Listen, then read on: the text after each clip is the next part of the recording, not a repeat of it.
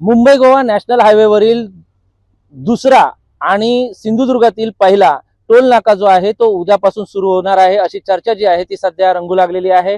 सिंधुदुर्ग जिल्ह्यातील ओसरगाव येथील टोल नाका जो आहे तो उद्यापासून सुरू होतोय अशी चर्चा जी आहे ती सुरू झालेली आहे। मागील अनेक वर्षापासून ही प्रतीक्षा होती, कारण सिंधुदुर्गातील टोल नाका अनेक वेळा 2 ते 3 वेळा चालू झाला, मात्र त्यानंतर अनेक आंदोलनं झाली, व्यापारी संघटनांनी याबाबतची तक्रारी देखील केल्या। मुंबई गोवा महामार्गाचं काम अद्यापही अपूर्णच आहे। मात्र सिंधुदुर्ग जिल्ह्यातील 70% पेक्षा काम जे आहे ते पूर्ण झालं असलं तरी देखील सिंधुदुर्ग वासियांना टोल माफी मिळावी या संदर्भात अनेक आंदोलनं देखील करण्यात आली होती।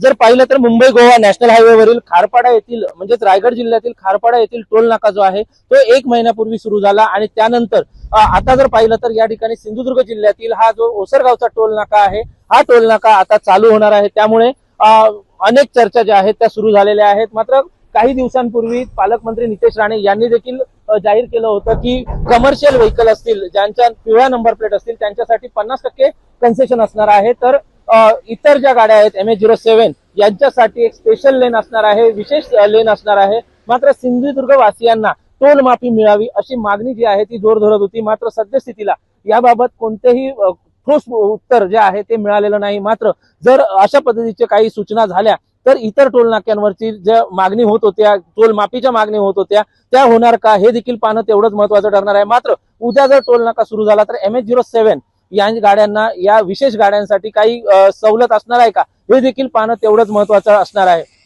त्यामुळे उद्या जर समजा टोल सुरू झाला तर यानंतर पुढची भूमिका प्रवासी वाहतूक संघटनेची असेल किंवा इतर संघटना, विरोधी पक्षाची काय भूमिका असेल हे देखील पाहणं तेवढंच महत्त्वाचं ठरणार आहे।